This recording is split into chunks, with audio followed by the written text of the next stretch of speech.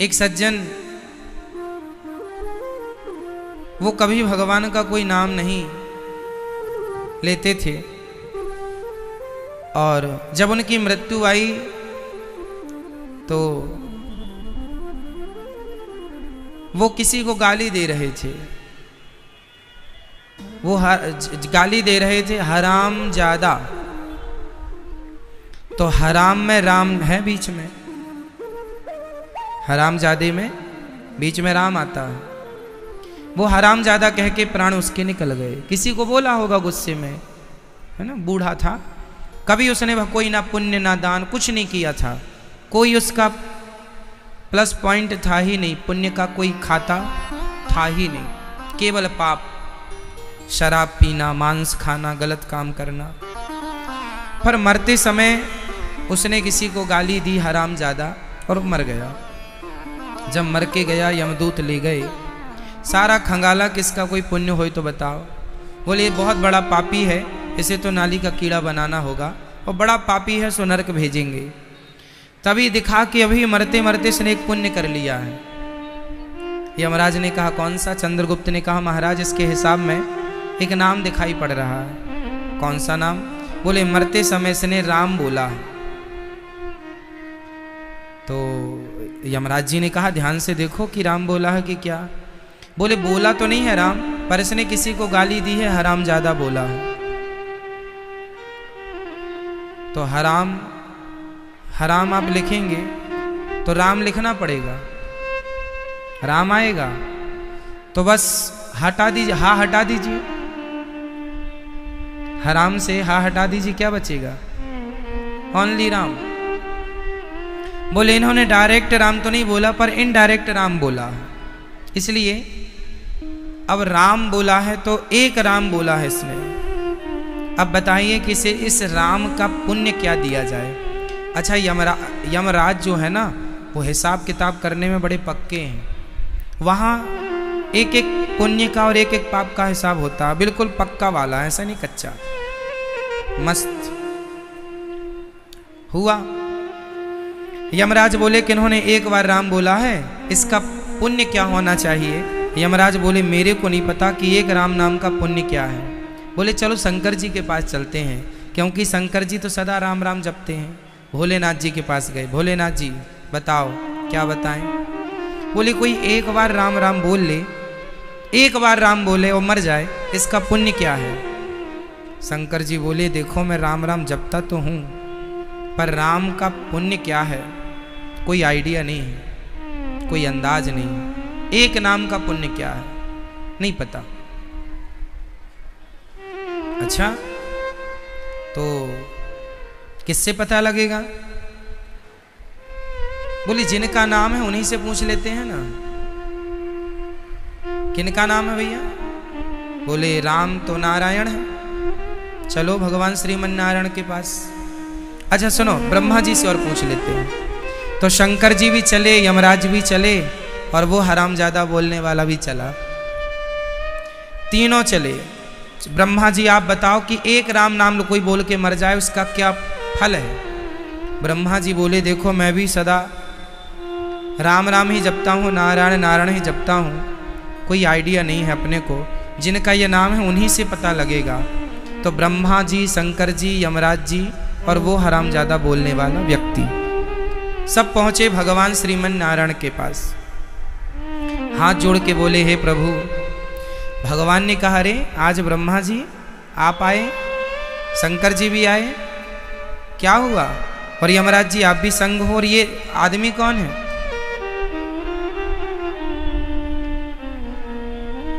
यमराज जी ने कहा महाराज ये मृत्यु लोक से एक आदमी आया है, हम लोग केस को सॉल्व नहीं कर पा रहे हैं, उलझ गए हैं, हम लोगों के पास कोई उत्तर नहीं है, तो संविधान निर्माता आप ही हैं, आप ही बताइए कि जो मरते समय एक बार राम का नाम बोलेगा उसका क्या करें हम? नरक भेजें कि स्वर्ग भेजें? जो आप आदेश करेंगे इसके साथ वही किया। हम अपने मन से कुछ करें और बाद में आप बोलें कि हमारा नाम लिया था और आपने उसके साथ ऐसा करिया। आप बताइए क्या करना चाहिए, फिर हम अपने संविधान में सदा के लिए लिख लेंगे। भगवान ने कहा बात क्या है? बोले ये फलाना व्यक्ति है, कोई पुण्य नहीं किया, सारी जिंदगी इसने पाप किया, चोरी की, डांका डाला, शराब पिया, पराई स्त्रियों का संग किया, गायों को मारा, ब्राह्मणों को मारा, बच्चियों को मारा, जितने गंदे पाप सब कुछ किया, महापाप, शराब सब। पर मरते समय इसके मुंह से किसी ने कोई ये गाली दे रहा था हरामजादा, और ये मर गया, तो इसके मुंह से राम निकला है इनडायरेक्ट। आप बताइए कुछ राम का फल क्या दे दूं इसे? बाकी तो इसे नरक मिलेगा ही। वो आदमी तो थर थर कांप रहा था कि भगवान ना जाने क्या बोलेंगे भाई। भगवान बहुत मुस्कुराए और मुस्कुरा कर पूछा, यमराज जी आप इतने भोले हैं कैसे प्रभु? आपको नहीं पता कि एक राम का फल क्या है? नहीं पता प्रभु, पता होता तो हम यहाँ तक क्यों आते? भगवान बोले ये बताओ आप सब कहाँ खड़े हैं? बोले बैकुंठ में। किसके आगे?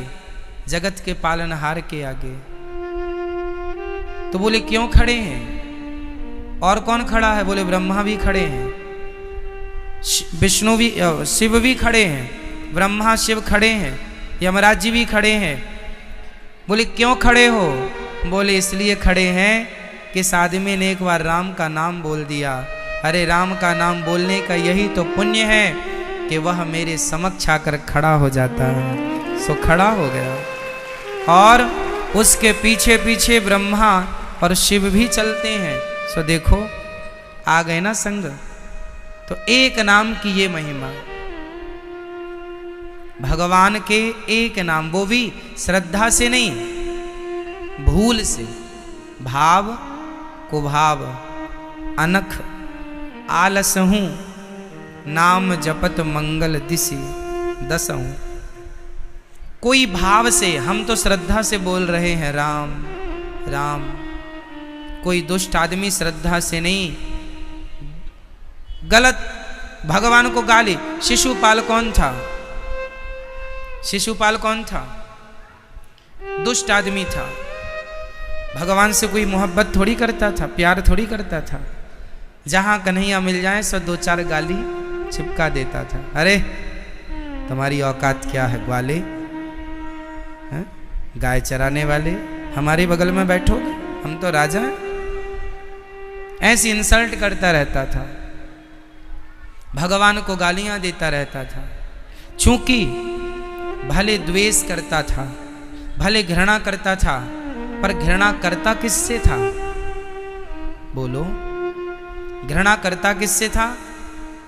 बोलो, भगवान से। तो भगवान से आप कुछ भी करें, प्यार करें या घृणा करें, बस भगवान से करें।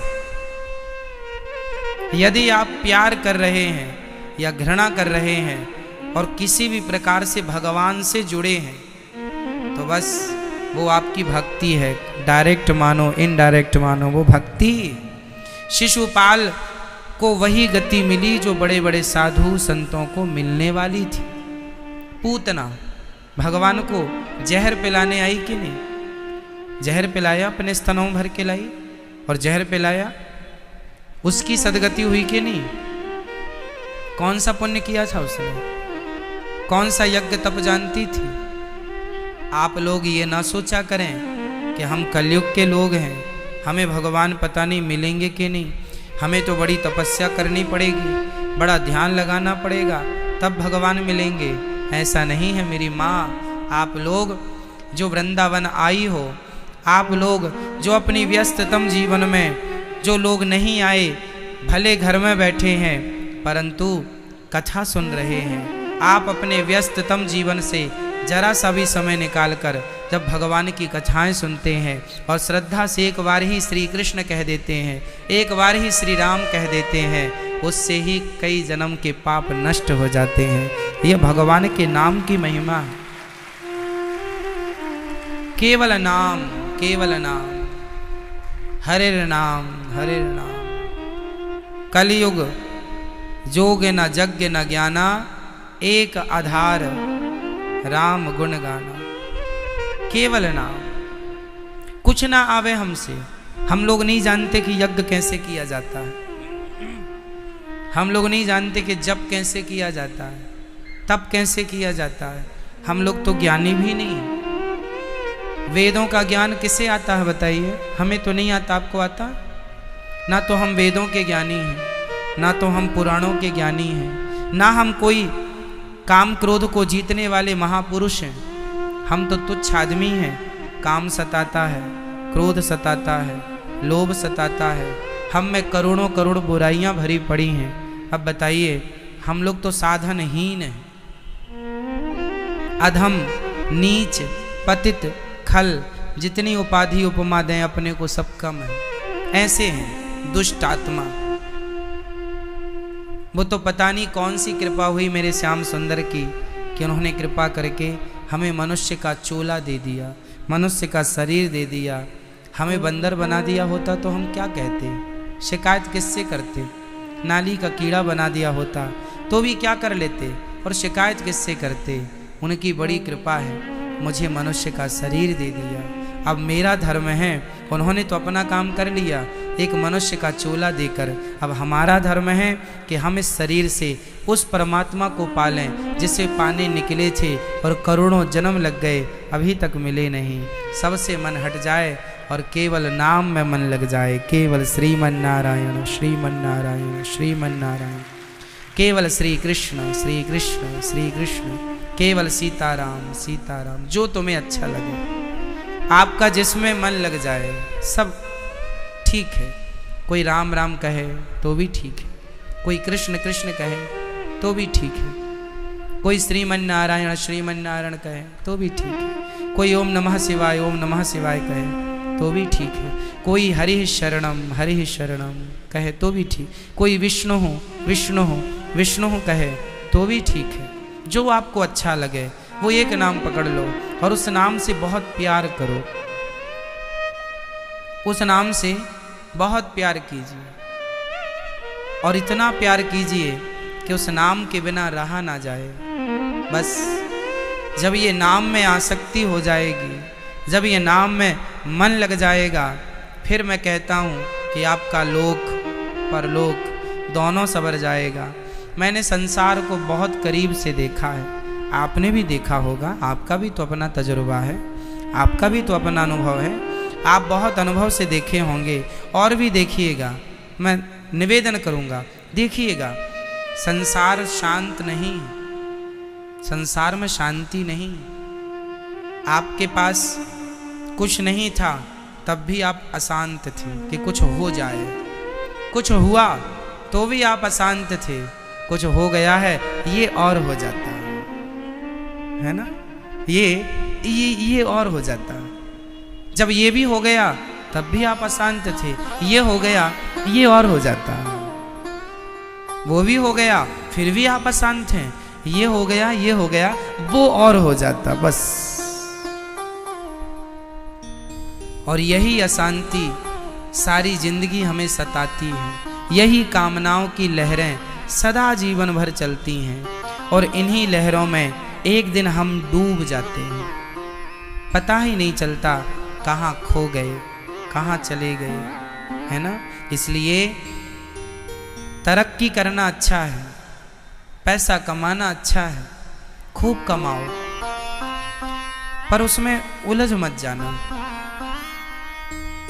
है ना। शांति पैसों में नहीं है, शांति पत्नी में भी नहीं है। जिसकी एक शादी होती है, हमारे एक पहचान के सज्जन हैं, उन्होंने 2 शादी कर ली। एक और सज्जन है, उन्होंने 3 विवाह किए। एक सज्जन की तो दोनों पत्नी संग रहती हैं, और एक सज्जन की 3 पत्नी हैं, तीनों संग रहती हैं। एक दिन हमने उनसे पूछा कि आपकी 2 पत्नियां हैं, कई लोग कहा करते हैं कि देखो जी इनकी तो 2 पत्नियां हैं, काश हमारी भी होती। तो हमने कहा चलो आप ये बताओ, आपकी 2 पत्नियां हैं, आप बताइए आपका अनुभव कैसा है। आप तो एक पत्नी वालों से ज़्यादा सुखी होंगे क्योंकि आपकी तो 2 हैं। बोले महाराज वो लोग बहुत अच्छे हैं जिनकी 1 है, हम तो बड़े परेशान हैं, बड़ी चिंताएं हैं, बहुत तंग आ गए हैं जिंदगी से। अब सोचो कि जिनकी दो हैं, एक हैं वो इतने परेशान हैं, तो दो वाले तो डबल होंगे।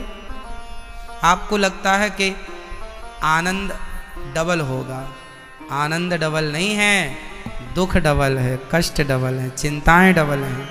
3 कर लिया तो तिबल।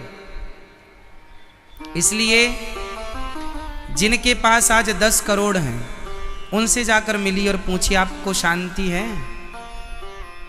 जिनके पास 20 करोड़ है उनके पास जाइए, जिनके पास 100 करोड़ हैं उनसे पूछिए, जिनके पास 1000 करोड़ हैं उनसे पूछ लीजिए शांति कहाँ है, किसे है। कुल मिला के परिणाम यही निकला, जिनके हृदय में सीताराम बसे हैं, श्री कृष्ण बसे हैं। जो व्यक्ति रोज जाग करके बड़े भगवान का चिंतन करता हुआ, स्नान ध्यान करके 2, 4, 10 मिनट भगवान का स्मरण करता है, अपने बच्चों अपने परिवार से हंसता मुस्कुराता मिलता हुआ, ये सोचकर घर से निकल जाता है कि ये काम करने जो मैं जा रहा हूँ वो मेरा काम नहीं, वो तो मेरे श्याम सुंदर का काम करने में जा रहा हूँ। बस वो आदमी जिसके अंदर इतना सा ज्ञान है कि ये काम मेरा नहीं, ये तो भगवान का काम है, वो आदमी इस धरती का सबसे सुखी व्यक्ति है। चाहे उसके पास 1 करोड़ हो या ना हो, 10 लाख हो या ना हो, ये ज्ञान हो कि ये सब कुछ भगवान का है। यदि आपको ये ज्ञान है कि ये सब कुछ मेरा है, यहीं से दुख चालू होता है। और ये यदि चालू हो जाए कि ये सब कुछ भगवान का है, यहीं से सुख चालू हो जाता है। प्रार्थना करिएगा कि हे प्रभु मैं आपको कभी भूलूं नहीं। आप हर साल कराएं ना कराएं भक्तों, पर कराने का विचार आ गया ना, तो कराने का फल और पुण्य आपको मिल गया। शुश्रूषुभिस्तक्षणात्, भागवत में लिखा है कि आप अच्छा कार्य करने का केवल संकल्प तो लीजिए, संकल्प लेने मात्र से ही आपका वो कार्य ठाकुर जी पूरा करें। कितनी देर से करें वो अलग सब्जेक्ट है, पर उसका फल तुरंत मिलेगा।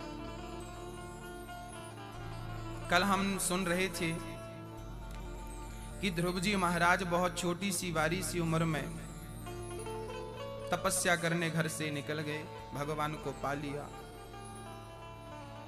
एक जन्म में, एक कल्प में भगवान ध्रुव जी को दर्शन देने के लिए आए, तो एक बार भगवान ने भागवत में सुखदेव जी चर्चा कर रहे हैं कि प्रियव्रतो भागवत, मनु जी महाराज के एक बेटे की चर्चा आपने सुनी, मनु जी के दूसरे बेटे की चर्चा सुनाता हूं, बहुत प्यार से सुनिएगा। दूसरे बेटे का नाम था उत्तानपाद और पहले बेटे का नाम था प्रियव्रत। प्रियव्रत का, उत्तानपाद का वर्णन तो मैंने कल किया, जिनके पुत्र हुए हैं ध्रुव। अब मैं प्रियव्रत का वंश आपको सुनाता हूं। प्रियव्रत जी का विवाह विश्वकर्मा की पुत्री बरहिस्मती से हुआ था। प्रियव्रत के पुत्र हुए थे आग्नेयध्र, जो बहुत बड़े धर्म धुरंधर थे। इनके पुत्र हुए नाभि और इन्हीं के वंश में अंग हुए। अंग ही ऋषभ देव कहलाए, जिनके 100 पुत्र हुए। सबसे बड़े पुत्र का नाम था भरत। भरत का मन घर से हट गया और जंगल चले गए। गंडकी नदी के तट पर आपने मन लगाया है, बैठकर ईश्वर की भक्ति की है। भरत जी महाराज का मन मरते समय एक मृग में लग गया था। भरत जी मृग का चिंतन करते करते मर गए थे, तो उन्हें मृग बन के आना पड़ा। अंते यामति सागति, भक्तों कहते हैं मृत्यु के समय जरा सावधान रहने की जरूरत है। मरते समय आपका मन यहाँ वहां भटके ना, क्योंकि भरत जैसा संत मृग बन के आ गया, क्या ये शोभा देता है? नहीं। भरत जैसे साधु मृग बन करके आ गए, क्योंकि मरते समय मन मृग में लगा। भक्तों, मैं आपको निवेदन कर चुका हूं कि बंधन शरीर का नहीं है और मुक्ति भी शरीर की नहीं है। शरीर तो एक मात्र साधन है, बंधन और मोक्ष मन से है। मन यदि संसार में लगा रहा तो बंधन है, और मन भगवान में लग गया। मन ने संसार को छोड़ दिया, हमने शरीर से आपको पकड़ रखा है पर मन से आपको नहीं पकड़ा, तो क्या वो पकड़ना हुआ? बस भक्तों, तन से हमने किसको पकड़ रखा है मायने नहीं रखता, मन से किसको पकड़ रखा है। तो हम निवेदन करेंगे कि तन से दुनिया वालों को पकड़िए, पर मन से तो अपने गिरधर गोपाल को पकड़ के रखिए, क्योंकि प्रधानता तन की नहीं है मेरी मां, प्रधानता मन की है। भरत जी मृग बन के आए, दूसरे जन्म में मृग बन कर गए, और अब भरत जी उस मृग के तन को छोड़ते हैं। तीसरा जन्म एक पंडित जी के घर में मनुष्य के रूप में मिला, नाम संयोग से भरत ही पड़ा। पर पिताजी ने बहुत कुछ पढ़ाया, पर भरत जी ने पढ़ा कुछ नहीं, इसलिए उनका नाम पड़ गया जड़ भरत, मूर्ख भरत। जड़ मीन्स मूर्ख, तो मूर्ख हो। बहुत पढ़ाया लिखाया पर भरत जी ने पढ़ा नहीं। अच्छा, भरत जी ने जानबूझकर नहीं पढ़ा, उन्हें पता था कि पिछले जन्म में ज्यादा पढ़ लिख लिया था, तो ही मैं चक्कर में पड़ गया। क्योंकि ज्यादा हम पढ़ लिख जाएं, धनवान हो जाएं, तो हमें ज्यादा अहंकार आता है।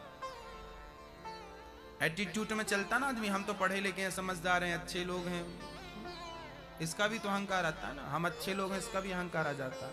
आलीशान बंगले में कोई रहे तो उसका अपना एटीट्यूड होता है। तो ये जो अहंकार है ना, ये कहीं से भी अच्छा नहीं है, किसी के लिए भी स्वास्थ्य के लिए अच्छा नहीं है। भारत जी मूर्ख बन के रहे, क्योंकि मूर्ख को किस बात का अहंकार आएगा? अहंकार ज्ञानी को आ सकता है, पर मूर्ख को काहे का आएगा भाई? तो भारत जी मूर्ख बन के रहे, जड़ नाम रखा, जड़ भरत।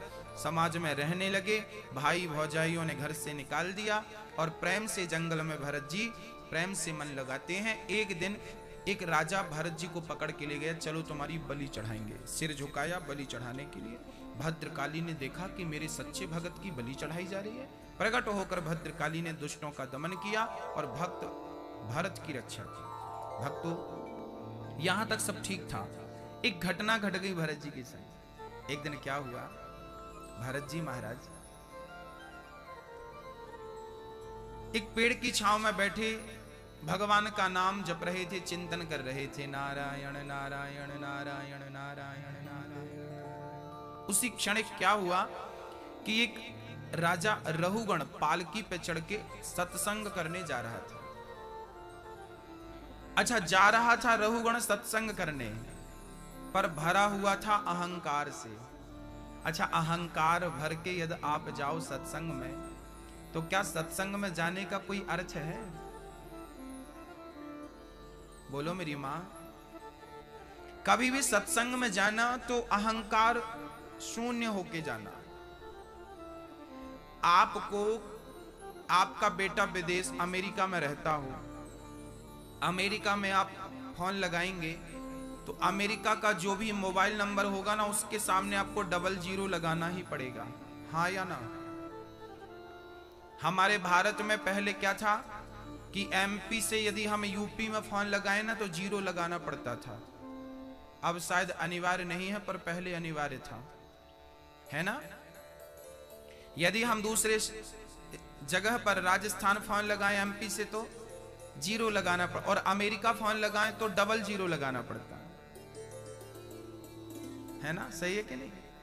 00 लगाएंगे तो संपर्क होगा। इसका अर्थ यह है मेरी मां कि जब आप अहंकार से शून्य हो जाएंगे तो ही ईश्वर से संपर्क साध सकेंगे, नहीं तो ईश्वर से संपर्क नहीं साध सकते आप।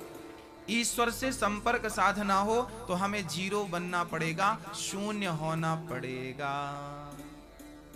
क्या होना पड़ेगा? शून्य होना पड़ेगा अहंकार से। भारत जी बिल्कुल शून्य थे। कोई मार दे थप्पड़ तो खुशी, कोई सम्मान कर दे तो खुशी, अपमान करे तो कोई प्रत्युत्तर ही नहीं था। किसी के प्रति गिलानी घृणा थी ही नहीं, समभाव था, सबके प्रति समदर्शी थे, कुछ नहीं। एक दिन राजा रहुगण जा रहे थे सत्संग करने, अहंकार में डूबे। उनका कहार बीमार पड़ गया तो भरत जी को पालकी पे लगाया, कंधे पे पालकी रखी, भरत जी ने चल पड़े। आगे चींटियां थी, कहीं चींटियां पांव पे दब ना जाएं तो भरत जी ने छलांग लगा दी। राजा रहुगण की पालकी खोपड़ी पे टकराई। राजा रहुगण बोला, क्यों रे, कौन है उछल कूद कर रहा है? कहारों ने कहा, महाराज ये नया नया भर्ती हुआ है बिना इंटरव्यू का, यही उछल कूद कर रहा है। समझाओ। समझाए भाई, ठीक ठीक चल, राजा बड़ा खतरनाक है। फिर से समझाया, पर राजा तो राजा था, पर संत तो संत थे। भरत जी को लगा पांव रख जाएगा तो चींटियां मर जाएंगी, इन चींटियों ने हमारा क्या बिगाड़ा है जो हम इनको मारें। कई बार आपके घर पे ना छोटे छोटे बच्चे छोटे छोटे जीव जंतुओं को मारते रहते हैं। आज मैं आपको बता दूं, शास्त्रों में लिखा है कि 5 साल के बच्चे ने, 5 साल से छोटा, 4 साल 3 साल 2 साल, 5 साल के बच्चे ने यदि कोई पाप किया है तो उसके पाप का फल उसके माँ बाप को लगता है। यदि बच्चे ने चींटी मारी है, कई बार ना बच्चे कीड़े मकोड़ों को मारते रहते, उनको अच्छा लगता मारना। ये हिंसा करनी यदि आप सीख रहे हैं तो बच्चों को डांटिए। बच्चे यहीं से हिंसा करना, छोटे छोटे बच्चे ना, छोटे छोटे, उनको चींटियां मिल जाना तो उनके संग खेलने लगते हैं, और वो उनको पता नहीं होता, हाथ रख देते हैं, मर जाती है। तो बच्चों के द्वारा किया गया पाप उनके माँ बाप के सिर पे आता है। 5 साल के बच्चे तक, 6 साल के बाद फिर वो जो पाप करेंगे वो उनका खुद का होगा, उनके खाते पे जाएगा, फिर वो माँ बाप के खाते पे नहीं आएगा। छोटा बच्चा है ना, माँ बाप को ख्याल रखना पड़ता है, इसलिए आप इसका ख्याल रखें कि आपके बच्चे किसी जीव जंतु को ना मारें। बचपन से उनको शिक्षा दो कि बेटा ये चींटी है, इसे मारना नहीं चाहिए, इसे बड़ा दर्द होता है जैसे आपको और हमको होता है। हाँ, उसे समझाओ, सिखाओ। भरत जी चींटियों को देखकर छलांग लगाते हैं। राजा रहुगण की पालकी सिर पे टकराई, राजा रहुगण के सिर फट गया, रक्त बहने लगा। क्यों रे, कौन है ये, बहुत उछल कूद कर रहा, मेरी खोपड़ी फट गई। कहारों ने कहा, महाराज ये है। राजा रहुगण ने बड़े क्रोध में पर्दा हटाया, कौन है?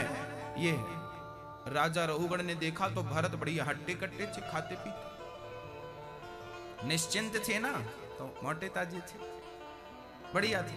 अच्छा, ये है, अब व्यंग बोलता, तू मेरी पालकी नहीं उठा पा रहा है, मैं बड़ा वजनदार हूं ना, तू बड़ा दुबला पतला है, मेरी पालकी नहीं उठा सकता। अब भरत जी समझ गए कि ये मूर्ख आदमी सत्संग करने जा रहा है। क्या ये सत्संग का अधिकारी है? ये संतों का, ब्राह्मणों का आदर ही नहीं करता, ये क्या सत्संग करेगा? कई बार मैया जी आप लोग क्या करती हो, अपने गुरुजी की बड़ी तारीफ करती हो और दूसरे संतों की, ब्राह्मणों की आलोचना करती हो। ये पाप है मेरी मां। आपके गुरुजी को मैं प्रणाम करता हूं, परंतु किसी ब्राह्मण का, किसी साधु का अनादर ना हो।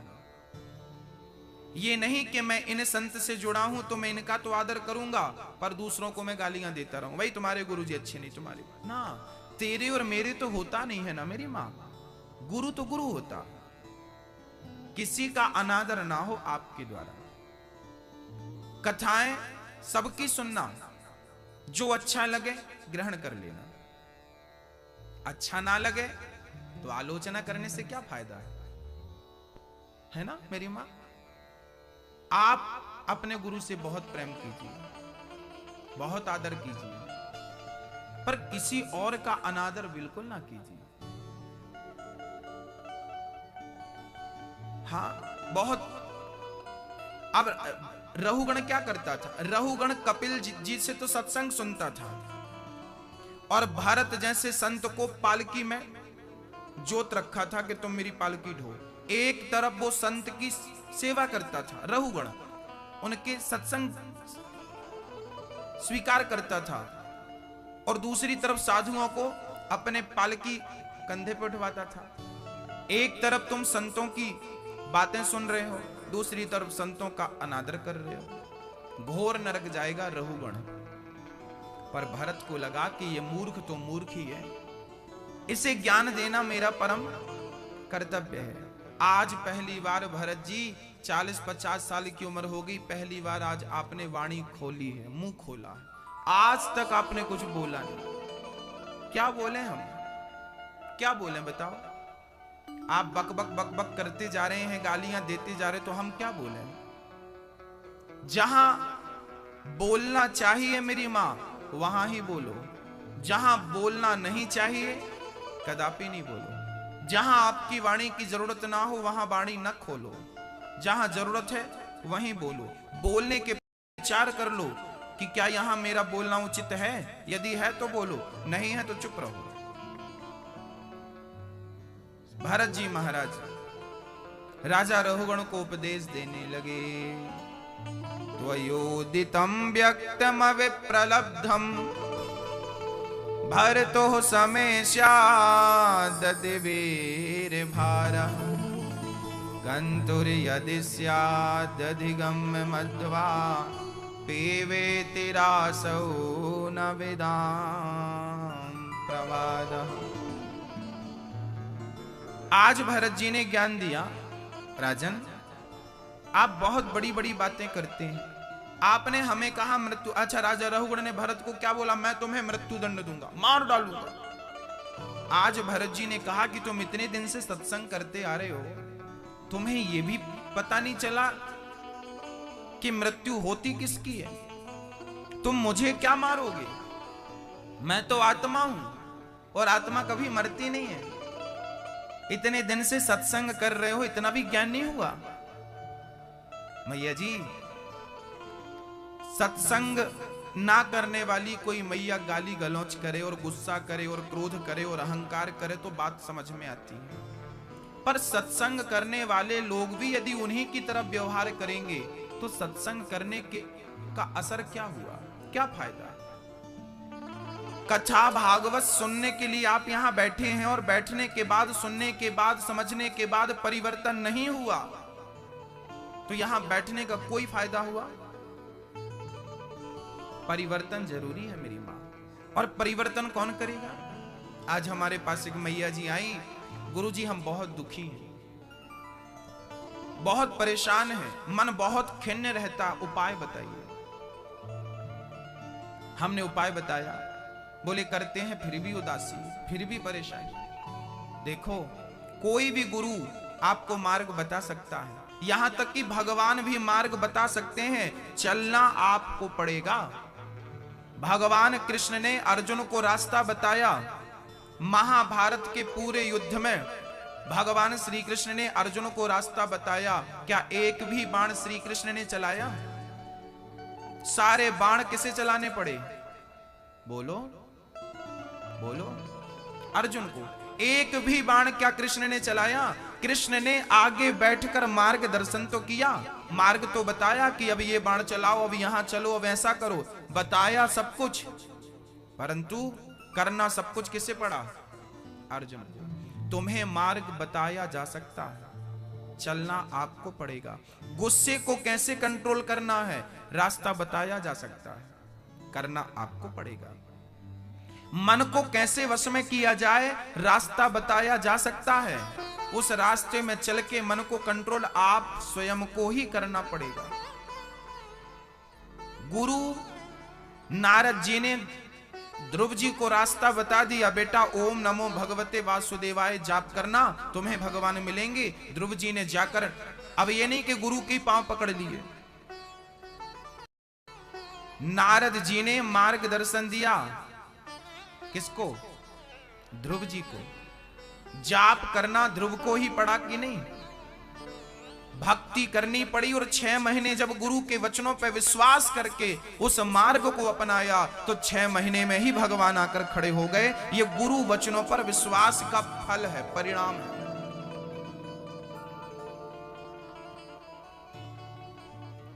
गुरु के वचनों पर विश्वास ही गुरु मंत्र है। हां मेरी मां, समझ रहे हैं आप लोग। आप लोगों का एक प्रश्न कई बार उठता है, आज मैं फिर इसका समाधान कर रहा हूं, बहुत प्यार से सुनिएगा, छूट ना जाइए प्रसंग। आप लोग कहते हैं गुरुजी हमारा मन बहुत परेशान करता, मन बहुत चंचल है, भाग जाता है, स्थिर नहीं है, पूजा में मन नहीं लगता, इस पे मन नहीं लगता। ये समस्याएं लगभग 99% लोगों की है। क्या समस्याएं हैं लोगों की, मन नहीं लगता। काम पे मन नहीं लगता, पूजा पे मन नहीं लगता, मन स्थिर नहीं है, अशांत चलता है ऐसे। आज मैं आपसे पूछना चाहूंगा, बताइए मन शांत नहीं है, इसका कारण क्या है? क्यों शांत नहीं?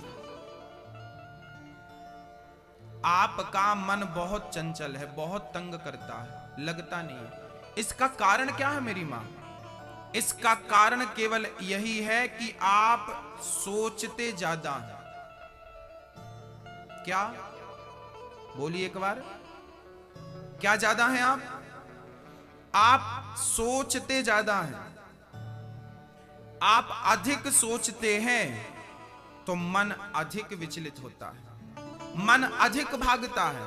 मेरी प्रार्थना आपसे है कि आप अपनी सोच समाप्त कर दीजिए, अर्थात ज्यादा मत सोचिए, मत सोचिए मेरी मां। अब हम सोचें, चलिए हम लोग सोचते हैं, हम सोचें कि क्या कल सूर्य भगवान दक्षिण दिशा से निकलेंगे क्या? सोचो, आप भी सोचो, हम भी सोचो। सूर्य भगवान कल क्या दक्षिण दिशा से उदय होंगे? कैसे होंगे? कोशिश कर, सोचो सोचो सोचिए, 2-4 घंटे सोचिए। सूर्य भगवान को जहां से उदय होना होगा वो वहां से ही होंगे, पूरब दिशा से ही होंगे। आप कितना भी सोचिए, आपके सोचने से कुछ नहीं होना मेरी मां। जो होना है वो होके रहेगा, जो नहीं होना कभी नहीं होगा। होनी को सोचना क्या?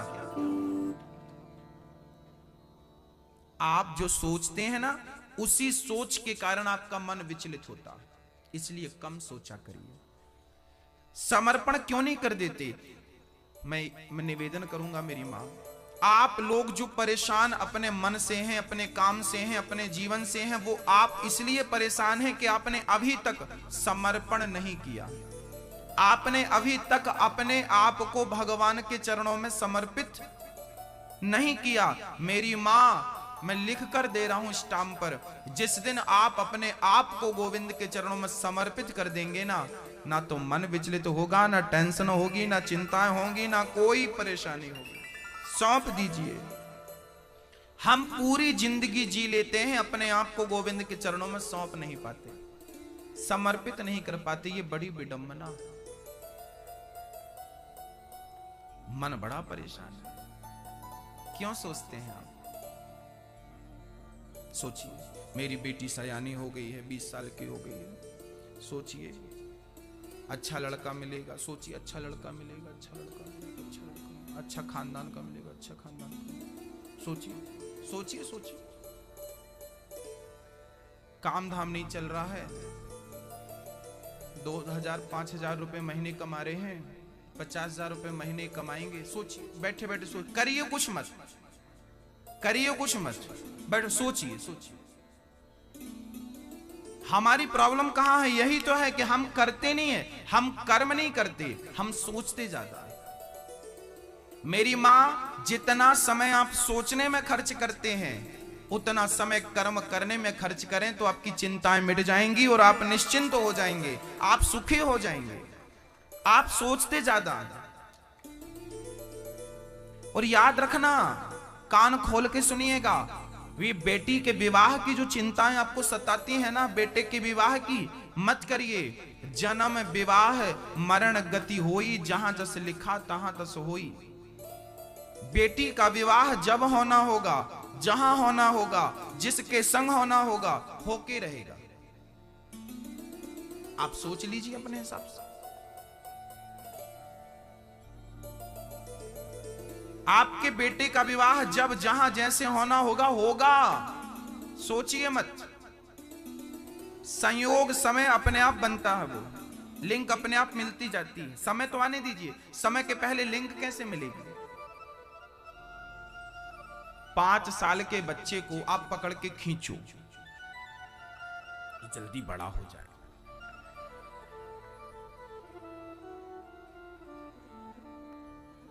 पांच साल का बच्चा, चिंता, महाराज जी बड़ा नहीं हो रहा, बड़ा नहीं हो रहा। अरे भाई 5 साल का है, 6वें साल का तो होने दो, 7वें साल का तो होने दो। समय के पहले क्या होता है? समय के पहले सूर्य उदय होते हैं कि समय के पहले दोपहर होती है कि समय के पहले शाम होती है कि समय के पहले रात होती है? समय के पहले क्या होता? समय से सब होता। यहां तक कि लड़कपन, जवानी और बुढ़ापा भी समय से, यहां तक कि भूख और प्यास भी समय से लगती है। आपको धैर्य नहीं है, समय का इंतजार नहीं है, आप बस चिंता है, चिंता है, चिंता। काहे की चिंता भाई? क्यों चिंता है? समय का इंतजार क्यों नहीं है आपको? मेरी मां निश्चिंत हो जाइए। ये सृष्टि हम नहीं चला रहे हैं, आप नहीं चला रहे हैं, ये सृष्टि चलाने वाला परमात्मा है। जिन्होंने आपको बनाया है उन्हें आपके पेट की भी चिंता है। जिसने बच्चे को, आपको बेटी की चिंता है ना, बेटे की चिंता है। अरे इसीलिए चिंता है ना कि तुम उसकी मां हो, तुम उसके बाप हो। अरे आप माता पिता बाद में बने हो, वो परमात्मा हम सबका त्वमेव माता च पिता त्वमेव। यदि तुम माँ बाप को बच्चों की चिंता है ना, तो तुमसे ज्यादा उस माँ बाप को बच्चों की चिंता है। वो सबका माई बाप है। माता रामो मत पिता रामचंद्र, स्वामी रामो मत सखा रामचंद्र, त्वमेव माता च पिता तुम काहे चिंता कर रहे हो? निश्चिंत हो जाओ, चिंता नहीं, चिंतन करो। तुम गोविंद के चरणों का चिंतन करो, तुम भगवान के चरणों को पकड़ लो, भगवान तुम्हारा हाथ पकड़ लेंगे। चिंता क्यों करते हो? चिंतन करो। अर्जुन ने पूरे महाभारत में चिंता नहीं की। क्या किया? कृष्ण का चिंतन, कृष्ण का चिंतन, कन्हैया का चिंतन अर्जुन ने किया और अर्जुन की चिंता कन्हैया ने की। सब तुम ही कर लोगे, कुछ इन पे तो छोड़ो। जब तुमसे ना सुलझे तेरे उलझे हुए धंधे, तो भगवान के इंसाफ पे छोड़ दे ए बंदे। वही तेरी मुश्किल आसान करेगा, जो तू ना कर सका वो भगवान करेगा। छोड़ो तो सही एक बार, निश्चिंत हो जाइए, समर्पण कर दीजिए। मैं तेरा, तू मेरा, खत्म, निश्चिंत। अब सौंप दिया इस जीवन का सब भार तुम्हारे हाथों। मन, आप जब कम सोचेंगे ना तो मन शांत हो जाएगा। मन को शांत करने का उपाय बता रहा हूं मैं। ये मन को शांत कैसे किया जाए? अब बताओ, मन को शांत कैसे किया जाए? बताइए, बताइए, मन को शांत कैसे किया जाए? मन को केंद्रित कैसे किया जाए? आप बताओ, मैंने बता दिया, आप बताओ। मैं ये बताओ, मन को कैसे शांत किया जाए? कैसे बताइए कमलेश भैया? हाँ, सोचिए मत। क्या नहीं करना? सोचना नहीं, चिंतन करना। मन शांत हो जाएगा, बस में हो जाएगा। हम ये दास अपनी बात करूं ना, हमें कल की चिंता नहीं है। हम फ्यूचर में, भविष्य में नहीं जीते, हम वर्तमान में जीते हैं। हम मानते हैं कि जिनका वर्तमान अच्छा है उनका भविष्य अच्छा होगा। कल की चिंता हम क्यों करें? आज जी लो मस्ती से, आज खुश रहो, कल होगा तो कल भी देखेंगे। कई लोग कल की चिंता में आज मायूस हो जाते हैं। कल आएगा तो कल देखेंगे ना साहब। मैं बिल्कुल नहीं सोचता कल की, चल देखेंगे। और ठाकुर जी सब करते जाते हैं बढ़िया। कोई तैयारी नहीं कल की हमारी। हम प्रेजेंट में जीते हैं, वर्तमान में। आज खुश रहो, अभी खुश रहो, अभी खा लो, कल राम खिलाएगा। अभी हंस लो, कल देखेंगे कल की। अभी खुश रहो ना, कल की बात कल पे। कल की चिंता आज क्यों? बेटी का विवाह 2 साल बाद होना है और नींद आज से नहीं आ रही है। बेवकूफी है कि नहीं? पूरी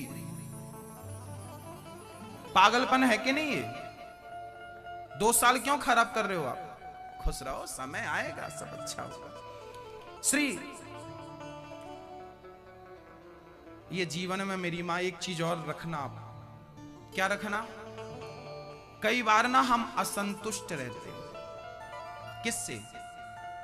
अपनी पत्नी से, अपने पति से। कई बार हमें असंतोष होता, पत्नी अच्छी नहीं, पत्नी सोचती है ये पति नहीं, हमें कुछ अच्छा मिलना चाहिए था, ये पति नहीं वो मिलना चाहिए था। कई बार पत्नी को लेके पति असंतुष्ट रहता है, कई बार पति को लेके पत्नी असंतुष्ट रहती है। कई बार बेटियां हो जाए ना तो बेटों के लिए असंतुष्टि है कि बेटा हो जाए, कई बार बेटे बेटे हो जाएं तो बेटियों को लेके संतुष्टि रहती है कि एक बेटी तो हो। कई बार पति अच्छा, पत्नी अच्छा, बेटा अच्छा, बेटी अच्छी, पर कमाई अच्छी नहीं तो कमाई को लेके संतोष होता है। यार बड़ा मंदी चल रही है, 2 पैसे नहीं आ रहे हैं, काम ठीक नहीं चल रहा, धप पड़ा है। काम धाम अच्छा चलने लग जाए तो स्वास्थ्य बिगड़ जाता है, स्वास्थ्य को लेके असंतुष्ट हो जाते हैं हम लोग। पत्नी अच्छी, पति अच्छा, बेटी अच्छी, बेटा अच्छी, रुपया भी अच्छा आ रहा, पर बीमारी खाई जा रही है, असंतुष्ट। क्या है ये? असंतोष है। क्या है ये? बोलो एक बार। ये असंतोष है। हम संतुष्ट नहीं हैं अपने लाइफ से। और याद रखना मेरी मां, जब तक आप संतोष नहीं रखेंगे, संतुष्ट नहीं रहेंगे, अपनी पत्नी से संतुष्ट रहो, अपने पति से, अपने पुत्रों से, अपनी 2 रुपए की और 2000 की और 2 लाख की कमाई से संतुष्ट रहो। ईश्वर ने, विधाता ने जितना दिया है उसमें संतुष्ट रहो। जिस दिन संतोष रखना सीख लोगे उस दिन भगवान तुम्हें खुश कर देगा, खुशी बना देगा। आपके ना खुश का कारण असंतुष्ट है। आप सुखी क्यों नहीं हैं? इसका एक कारण यह है कि आप संतोष नहीं रखते। विधाता ने जितना दिया आप उसमें क्या नहीं है? क्या नहीं है मेरी मां? संतुष्ट नहीं है। संतुष्ट रहिए। जो मिला है आपके अनुकूल ठीक मिला है। विधाता जो करता है ना मेरी मां, वो ठीक करता है। कई बार आप नहीं समझ पाते कि आपके साथ जो हो रहा है वो अच्छा है या बुरा है, पर विधाता जो कर रहे हैं। अच्छा एक बात बताओ, चूहे की पूंछ में, चूहे की पूंछ, यदि चूहे की पूंछ पतली होती है, यदि चूहे के पूंछ में शेर की पूंछ लगा दी जाए तो, और शेर को पूंछ निकाल के चूहे की पूंछ फिट कर दी जाए तो अच्छा लगेगा? शेर की पूंछ चूहे में लगाएं और चूहे की पूंछ शेर में लगाएं तो क्या अच्छा लगेगा? बताओ, क्या उचित लगेगा? अब बताओ कि भगवान ने चूहे की पूंछ पतली सी क्यों बनाई है, छोटी सी क्यों बनाई है, शेर की बड़ी क्यों बनाई? क्यों बनाई बताओ, जवाब दीजिए। क्योंकि चूहा जो है ना शेर की पूंछ संभाल नहीं पाएगा। कौन कितना संभाल पाता है ये विधाता को अच्छे से पता है। तुम जितना संभाल पाओगे विधाता ने उतना दे रखा है, तुम ज्यादा चाहत रखे हो ये गलत है। आपकी जितनी कैपेसिटी क्षमता है ईश्वर ने उतना दे रखा है, और आप ज्यादा चाह रहे हैं, वही चाहत आपके दुख का कारण है। आपके घर पे 20,000 रुपए महीना आता है, पड़ोसी के घर पे लाख रुपए महीना आता है। आपको लगता वो ज्यादा कमाता है, आप ना, ईश्वर ने तय किया है कौन कितना कमाएगा। वो उस लायक है तो वो कमा रहा है, आप अभी इस लायक हैं, और क्षमता बढ़ाइए, धीरे धीरे आइए उस स्थिति को प्राप्त कीजिए। विधाता जो करते हैं अनुकूल करते हैं। हम परेशान होते हैं। भरत जी ने राजा रहुगण को ज्ञान दिया, मूर्ख क्या मैं मरूंगा? हमारा शरीर 5 तत्वों से मिलकर बना है मेरी मां। हम सभी कितने तत्वों से मिलकर बने हैं? किस किस से? पृथ्वी जल वायु अग्नि आकाश। पृथ्वी जल वायु अग्नि आकाश। पृथ्वी जल वायु अग्नि आकाश। क्षित जल पावक गगन समीरा, पंच रचित अति अधम शरीरा। 5 चीजों से हम सबका शरीर बना है। जब हम मरते हैं तो हमारा 5 तत्वों से बना शरीर 5 में जाके मिल जाता है। पृथ्वी पृथ्वी में, अग्नि अग्नि में, वायु वायु में, आकाश आकाश में मिल गया, खत्म।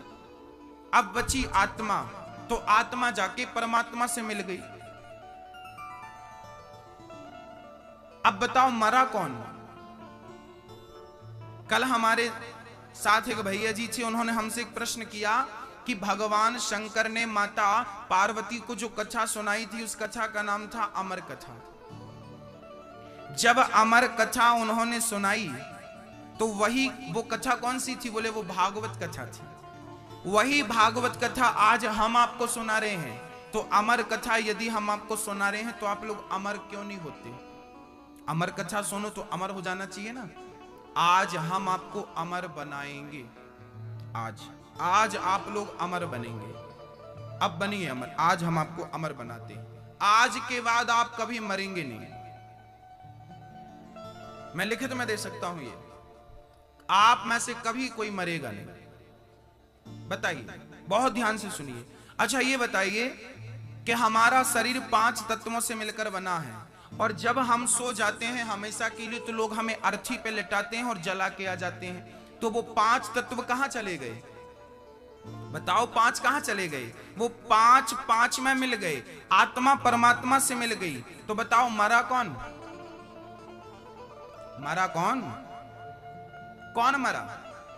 शरीर मरता नहीं है मेरी मां। 5 तत्वों से मिलकर बना है शरीर, और ये 5 तत्व ना 5 में मिल जाते हैं। जब आपको गड़ा दिया जाता है या जला दिया जाता है तो 5 में मिल जाते कि नहीं? आत्मा परमात्मा से मिल गई, शरीर 5 में मिल गया। मरा कौन? कौन मरा? एक्चुअली मरता कोई नहीं है। मरता कोई नहीं है। फिर क्या होता है? बोले एक लड़की का विवाह हो गया भोपाल में, इंदौर की लड़की, भोपाल में विवाह हो गया। अब बताइए, लड़की मायका छोड़ के ससुराल चली गई तो लोग ये थोड़ी कहेंगे कि मर गई, लोग ये कहेंगे ससुराल चली गई। जैसे लड़की हमेशा मायका छोड़कर ससुराल जाती ही जाती है, ऐसे ही ये संसार हमारा मायका है, और एक दिन हम 25, 50, 100 साल के बाद मायका छोड़ के अपनी ससुराल चले जाएंगे। ससुराल जाने का नाम ही आप मृत्यु देते हैं। लड़की 20 साल में विदा होती है। 18 साल तो सरकार ने नियम बना रखा। 18 की पूरी होगी तो ही लड़की विदा होगी। 18 से लेके 25 और 30 के बीच में लड़की विदा हो जाती है। हाँ या ना? जैसे 20 साल में ये लड़की विदा होकर मायका छोड़कर ससुराल चली जाती है, ऐसे हम लोग 50-100 साल में मायका छोड़ के ससुराल चले जाते हैं। जाना सबको है भाई, रहेगा कोई नहीं। सबको मायका छोड़ना पड़ता है। हाँ? तो मरा कौन? बताइए मरा कौन? किसकी मृत्यु? क्यों चिल्लाते हो फलाना मर गया फलाना? मरा कहां? जहां से आया था वहीं तो गया भाई। मरा थोड़ी है, क्यों रो रहे हो? और जहां वो गया है तुम अपनी भी तैयारी बनाओ, तुम्हें भी जाना है देर सवेर। मरता कोई नहीं है। हम सब ऑलरेडी अमर हैं, जबरदस्ती मरे जा रहे हैं। कोई नहीं मरेगा। लो हो गए आप लोग अमर। शरीर 5 तत्वों में मिल गया, आत्मा परमात्मा मिल गई। अब भोगेगा कौन? अब प्रश्न ये खड़ा है कि हमने जो पाप किया था, पुण्य किया था महाराज, वो कहां गया? अब वो कहां गया वो सुन लो। क्या होता है हमारे शरीर में? 2 चीजें हैं, सुनिएगा। एक मोबाइल होता है, एक सिम होती है। मोबाइल बड़ा होता है, सिम छोटी होती है। ये शरीर जो है ना मोबाइल की तरह, मोबाइल सेट, और आत्मा जो है हमारी सिम कार्ड की तरह। और मोबाइल और सिम में एक चीज और होती है जिसे मेमोरी कार्ड कहते हैं। मोबाइल में एक चीज क्या होती है? Memory card. Mobile photo click कर सकता है पर मोबाइल सेव नहीं कर सकता। वो फोटो जाके हमेशा मेमोरी में सेव होती है। हाँ या ना? हाँ कि ना? हाँ। मोबाइल हमेशा, मोबाइल में एक मेमोरी होती है, उसके अंदर होती है, आप अलग से चिप डाल लीजिए। वो जाके पिक्चर सारी सेव कहां करेगा? मेमोरी कार्ड में। ऐसे ही हमारे अंदर भी एक मेमोरी है। शरीर है मोबाइल, आत्मा है सिम, मेमोरी कार्ड है हमारा मन। मन क्या है बोलो? मन क्या है? मन हमारा मेमोरी कार्ड है। हम जो भी आंख से देखते हैं, कान से सुनते हैं, हाथ से काम करते हैं, अच्छा बुरा, पाप पुण्य, सत्य असत्य, वो सब कुछ जाके मन में सेव होता जाता है। करता है हाथ, हमने आपका गला दबा दिया तो हाथ की आंख थोड़ी है कि ये देखेगा? हाथ तो अंधा है। हमने आपको एक लात जमा दिया तो आपका लात, हमारा पांव तो अंधा है, हाँ, देखेगा कौन, साक्षी कौन है? बोले सेव कहां हो रहा है? हमारे मन में सेव हो रहा सब। और वही मन हम जब शरीर छोड़ते हैं ना तो हमारा शरीर यहीं जल जाता है। अब क्या होता है, हम सबके पास 3 शरीर होते हैं। एक शरीर है स्थूल शरीर, एक शरीर है सूक्ष्म शरीर, एक शरीर है कारण शरीर। ये जो बैठा है इसे स्थूल शरीर कहते हैं। एक शरीर और होता है जिससे स्वप्न देखते हैं। क्या देखते हैं? क्या देखते हैं? स्वप्न, सपना देखते हैं। आज रात्रि को भी हमने बहुत अच्छा सपना देखा।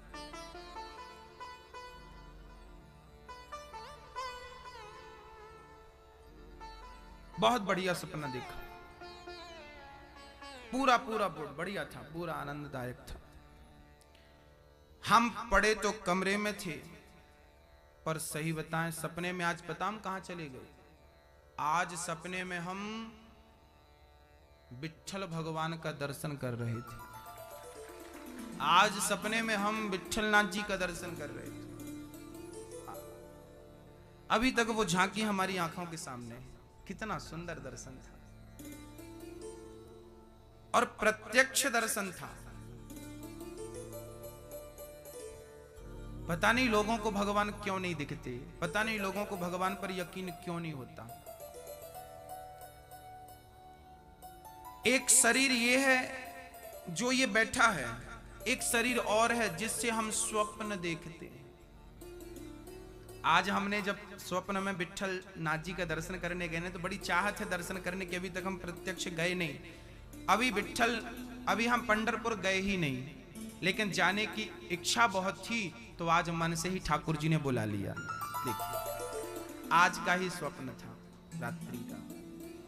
आज हम गए विट्ठल भगवान जी का दर्शन करने और हम जाके लेट गए उनके चरणों में। तो विट्ठल भगवान का मुंह सीधा था और हम लेटे ऐसे थे। तो जब मैंने सिर उठा के देखा तो भगवान का मुंह मेरी तरफ था, देख रहे थे। स्वप्न की चर्चा है, कितनी हकीकत है, कितना बस लगन थी तो पहुंचा दिया ठाकुर। स्वप्न ही सही, दर्शन तो दिया। तो शरीर से हम कमरे में थे और स्वप्न से हम पंढरपुर में थे, विट्ठल जी के मंदिर में। अब बताइए हमारे 2 शरीर। अब देखो हमें सपना याद भी, हम आपको बोल भी रहे हैं। तो हमारा एक शरीर तो इंदौर में था और एक शरीर पंढरपुर चला गया। 2 शरीर हो गए कि नहीं? तो जो कमरे में सोया था ये स्थूल शरीर था और जो वहां विट्ठलनाथ जी का दर्शन कर रहा था ये सूक्ष्म शरीर था। कौन सा शरीर था? सूक्ष्म।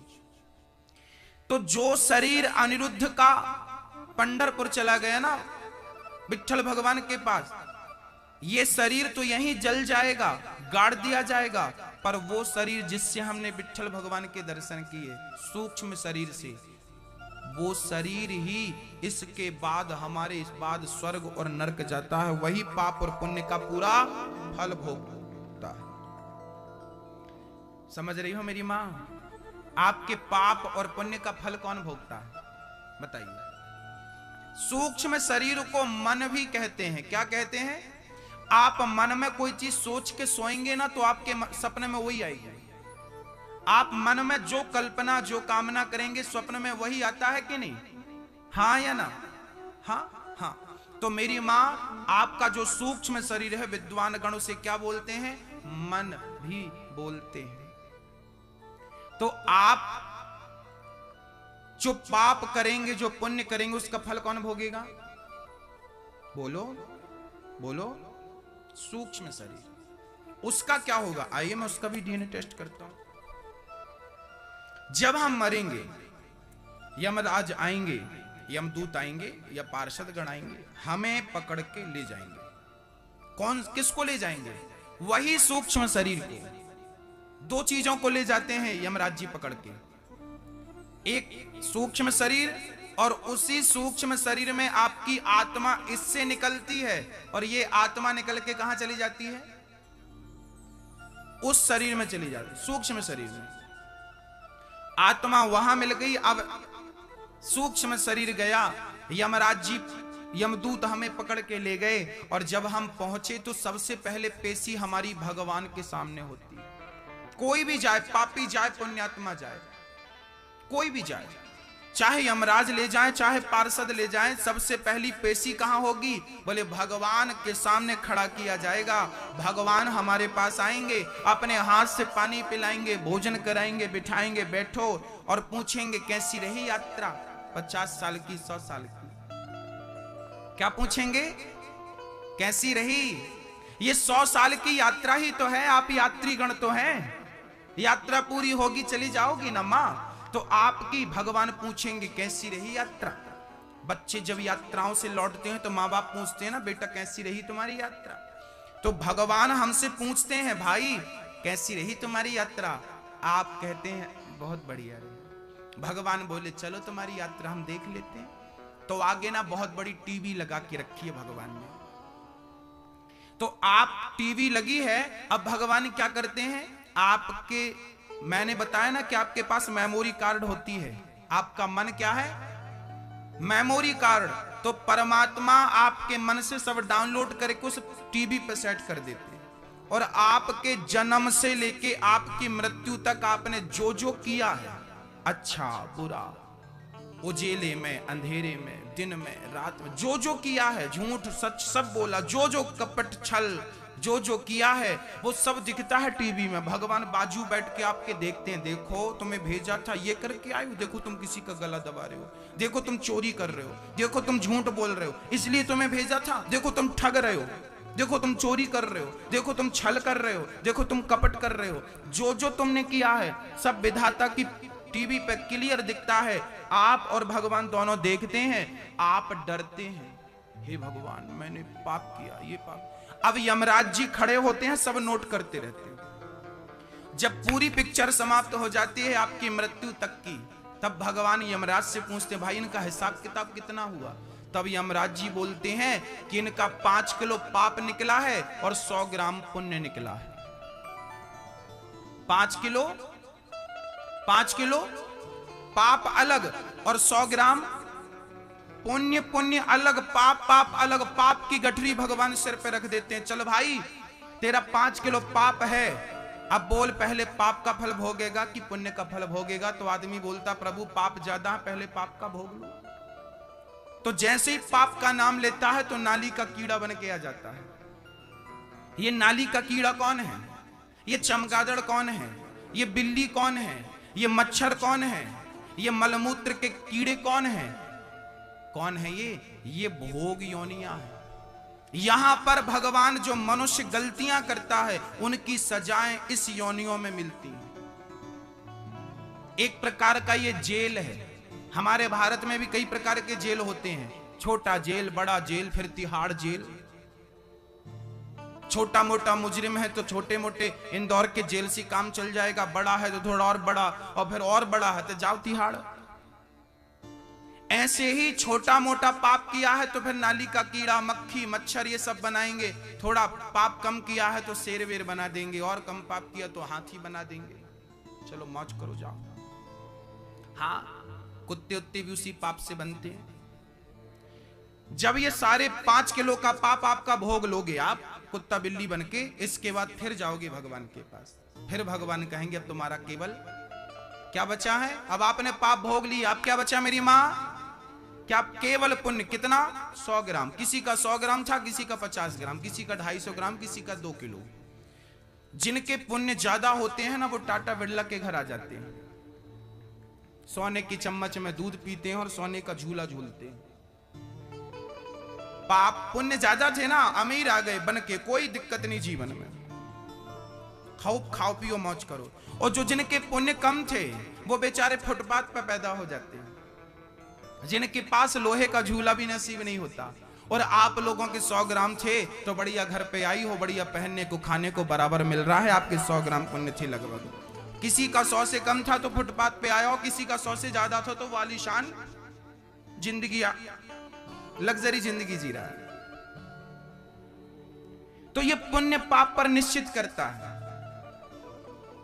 आपके ही पाप पुण्य से आपको आगे चलना है। वो 100 ग्राम जो पुण्य, कई बार ना लोग जल्दी मर जाते हैं, कोई 10 साल में मर गया, कोई 20 साल में मर गया।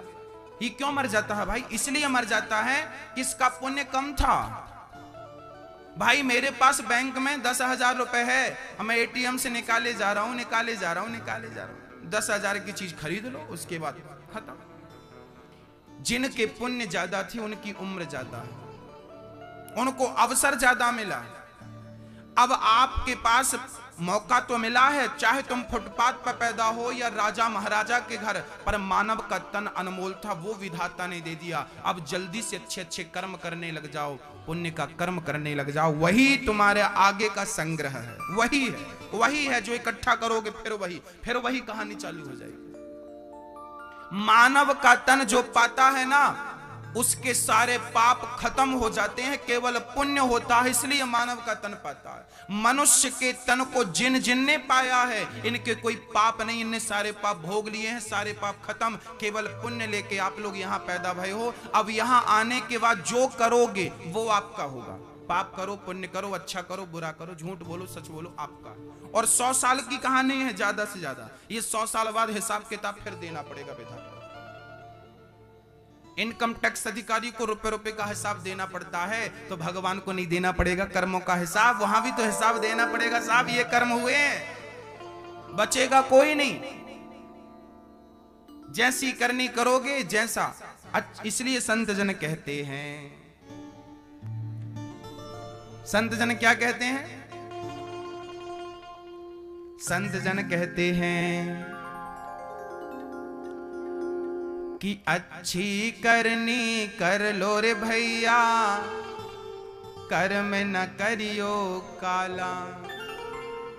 लाख आंख से देख रहा है तुझे देखने वाला, सच की ओ सच की खेती कर लो चतुर नर। समय गुजरता जाता मेरे मालिक की दुकान में, सब लोगों का खाता। इसलिए आप ना चिंता ना करें, केवल भगवान का भजन करें और प्रेम से भगवान की शरण ग्रहण कर लें। घबराने की जरूरत नहीं है। देखो बहुत ज्यादा पाप आपसे हो गए हैं तो हो गए, अब कान पकड़ लो, सभी लोग कान पकड़ो और कहो, हे प्रभु मेरे अपराधों को क्षमा करो, मैं आपकी शरण में हूं। हे प्रभु मैं आपको कभी भूलूं नहीं, क्यों घबराऊं मैं, मेरा तो श्याम से नाता है। जीवन की गाड़ी मेरी, जीवन की गाड़ी मेरी श्याम चलाता है। जीवन की गाड़ी कौन चलाता है? कन्हैया। जब वो चला रहा है तो आप क्यों परेशान हो रहे? दोनों हाथ उठाओ और कहो, क्यों घबराऊं मैं, मेरा तो श्याम से नाता है। क्यों घबराऊं मैं, मेरा तो श्याम से नाता है। क्यों घबराऊं मैं, मेरा तो श्याम से नाता है। क्यों घबराऊं मैं, मेरा तो श्याम से नाता है। जीवन की गाड़ी मेरी, जीवन की गाड़ी मेरी, जीवन की गाड़ी मेरी श्याम चलाता है। क्यों घबराऊं मैं, मेरा तो श्याम से नाता है। क्यों घबराऊं मैं, मेरा तो श्याम से नाता है।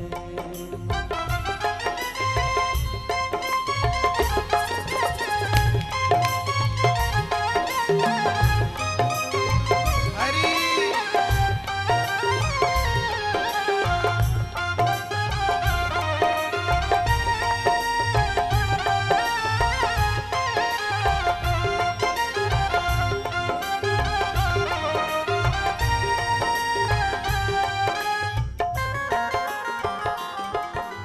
जब जब मुझको पड़ती है दरकार, शाम हमेशा रहता है तैयार। जब जब मुझको पड़ती है दरकार, शाम हमेशा रहता है तैयार। श्याम ने मुझ पर किया बहुत उपकार, श्याम ही मेरे जीवन का आधार। शाम ने मुझ पर किया बहुत उपकार, शाम ही मेरे जीवन का आधार। हरदम ये मुझ पर अपना, हरदम ये मुझ पर अपना, हरदम ये मुझ पर अपना प्यार लुटाता है। क्यों घबराऊं मैं, मेरा तो शाम से नाता है। क्यों घबराऊं मैं, मेरा तो शाम से हरि नाता बोल।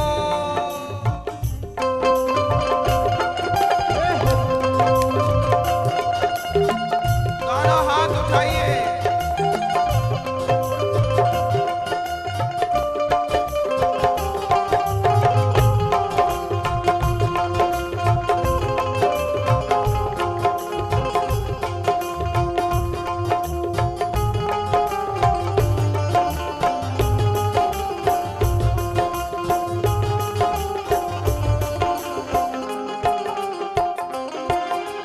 दुख के बादल जब जब मंडराते, शाम नाम लेते ही छट जाते। दुख के बादल जब जब मंडराते, शाम नाम लेते ही छट जाते।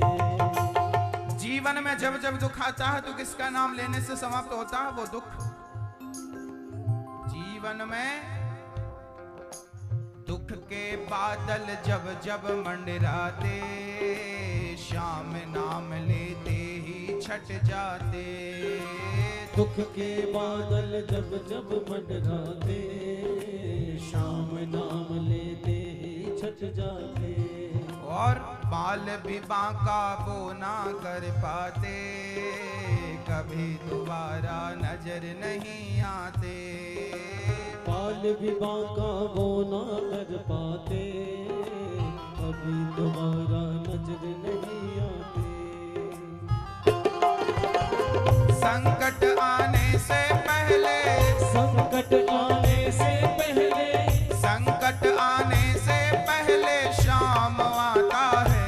क्यों घबराऊं मैं, मेरा तो शाम से नाता है।